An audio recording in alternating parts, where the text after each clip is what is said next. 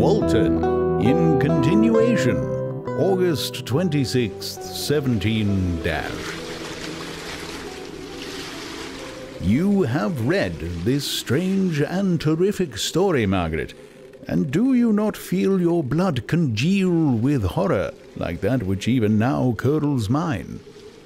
Sometimes, seized with sudden agony, he could not continue his tale. At others, his voice broken yet piercing, uttered with difficulty the words so replete with anguish. His fine and lovely eyes were now lighted up with indignation, now subdued to downcast sorrow and quenched in infinite wretchedness. Sometimes he commanded his countenance and tones and related the most horrible incidents with a tranquil voice, suppressing every mark of agitation. Then, like a volcano bursting forth, his face would suddenly change to an expression of the wildest rage as he shrieked out imprecations on his persecutor. His tale is connected, and told with an appearance of the simplest truth, yet I own to you that the letters of Felix and Sappho which he showed me, and the apparition of the monster seen from our ship, brought to me a greater conviction of the truth of his narrative than his asseverations, however earnest and connected.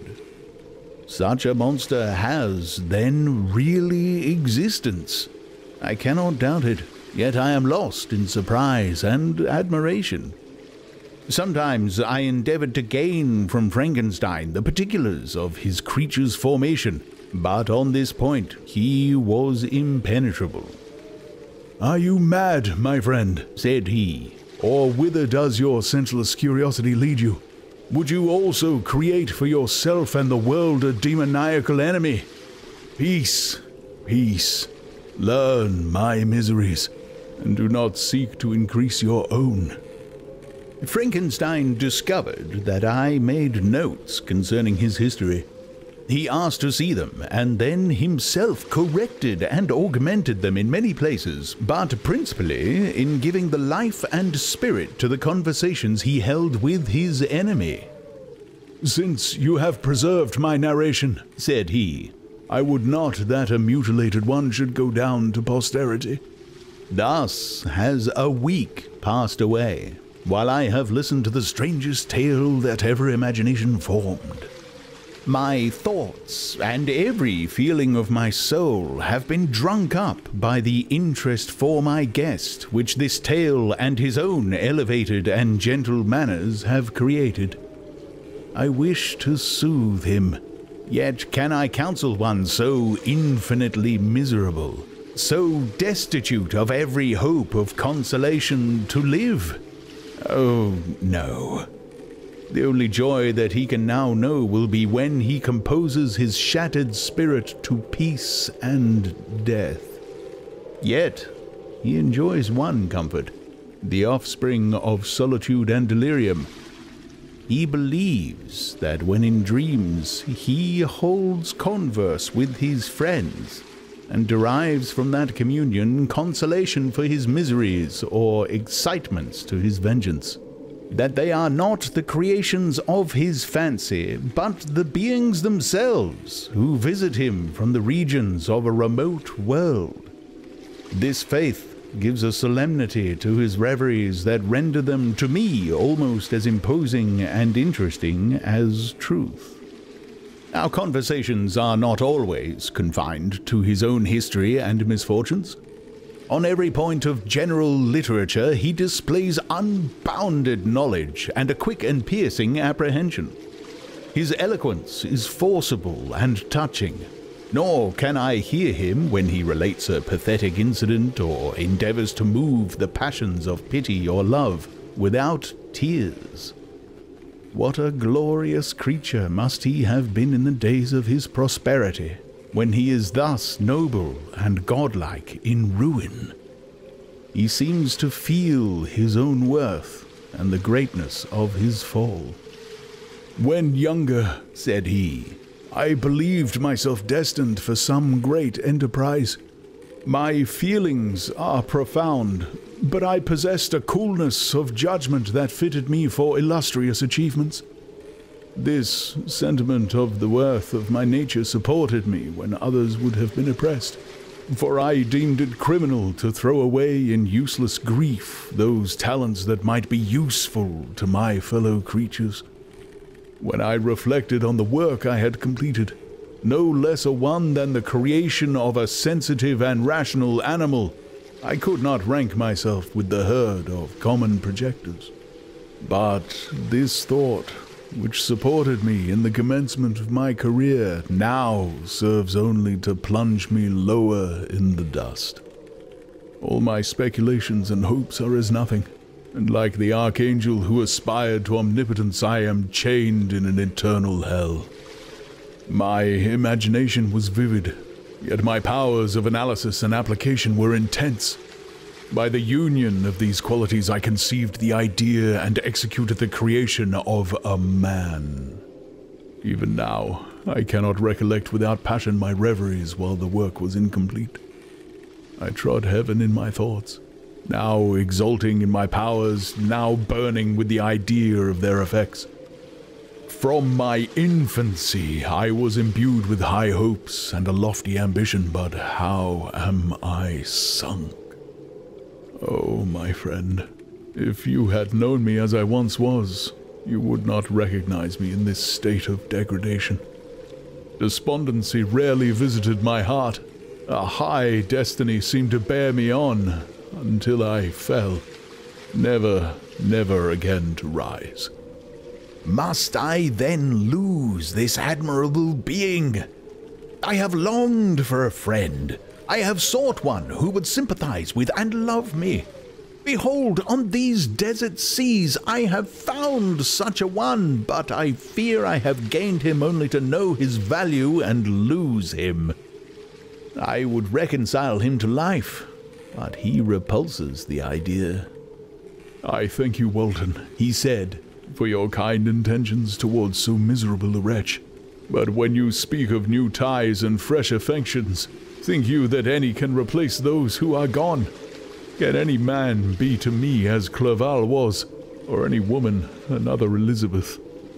Even where their affections are not strongly moved by any superior excellence, the companions of our childhood always possess a certain power over our minds which hardly any later friend can obtain.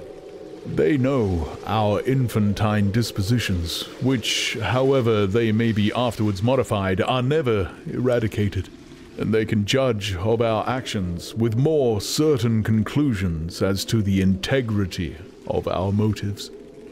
A sister or a brother can never, unless indeed such symptoms have been shown early, suspect the other of fraud or false dealing, when another friend, however strongly he may be attached, may, in spite of himself, be contemplated with suspicion.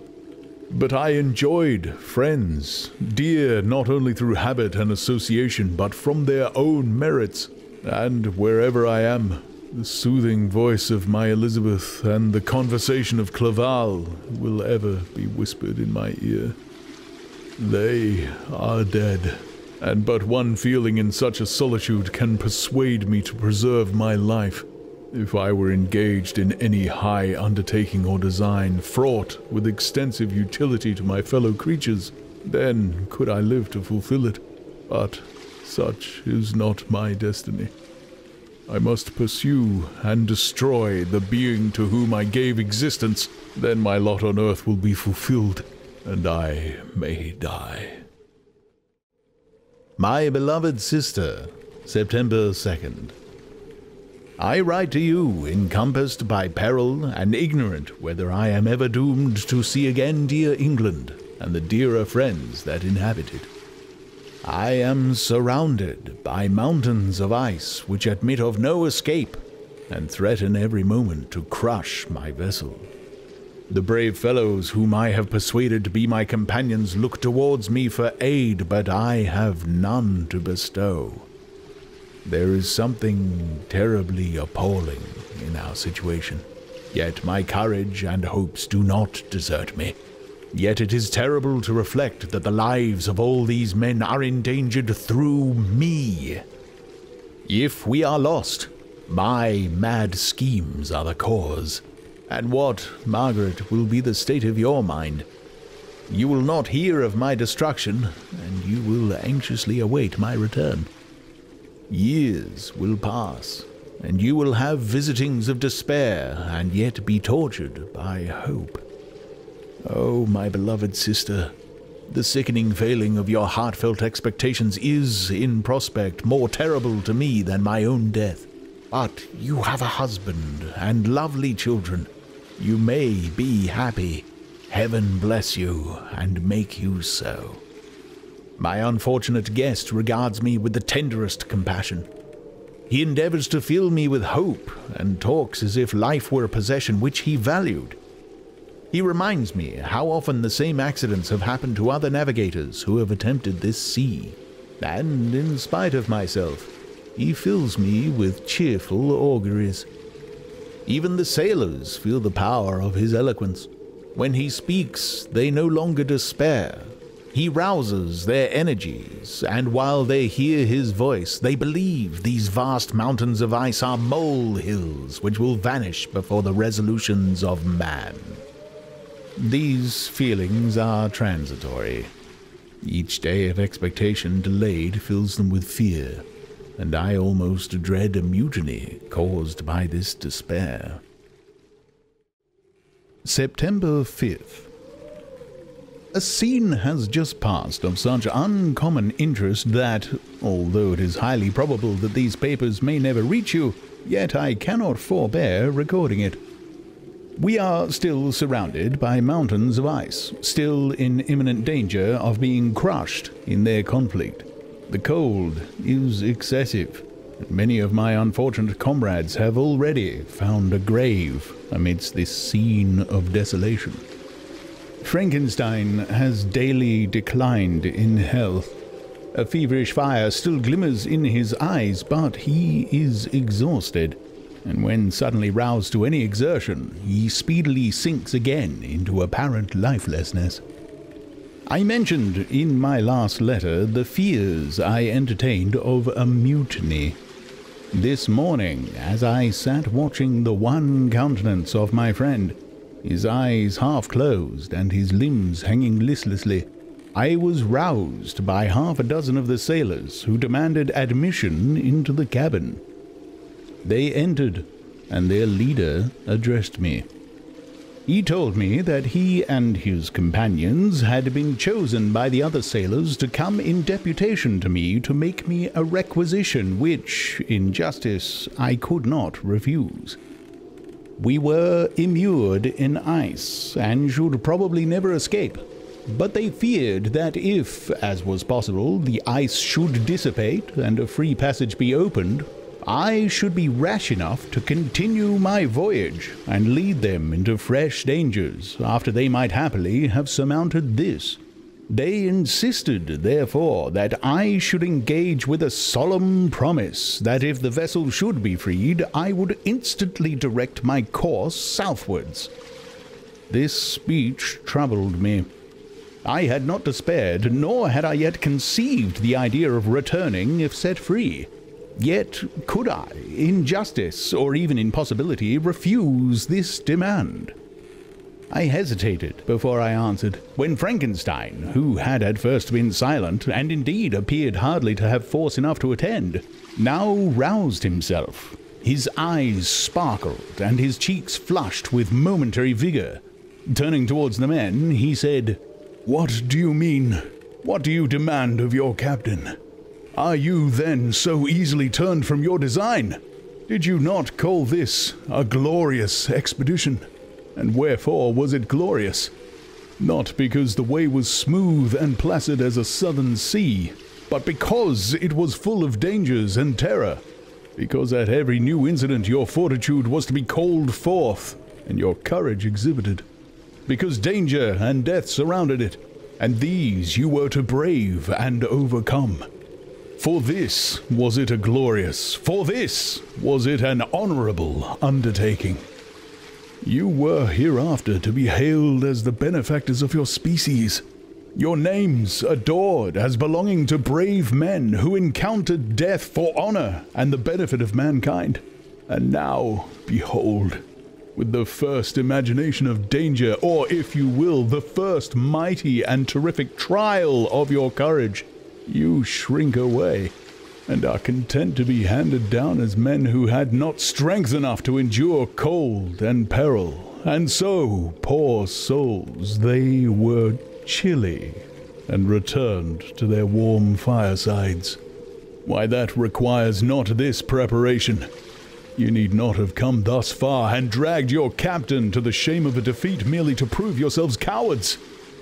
Oh, be men, or be more than men. Be steady to your purposes, and firm as a rock. This ice is not made of such stuff as your hearts may be. It is mutable, and cannot withstand you if you say that it shall not. Do not return to your families with the stigma of disgrace marked on your brows. Return as heroes who have fought and conquered, and who know not what it is to turn their backs on the foe. He spoke this with a voice so modulated to the different feelings expressed in his speech, with an eye so full of lofty design and heroism, that can you wonder that these men were moved? They looked at one another and were unable to reply. I spoke. I told them to retire and consider of what had been said, that I would not lead them farther north if they strenuously desired the contrary, but that I hoped that, with reflection, their courage would return. They retired, and I turned towards my friend, but he was sunk in languor, and almost deprived of life.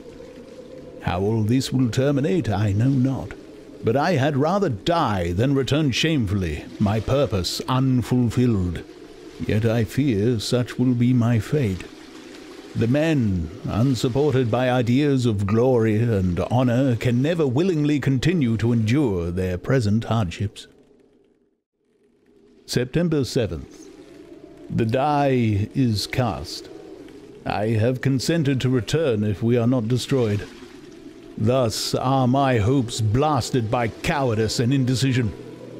I come back ignorant and disappointed. It requires more philosophy than I possess to bear this injustice with patience.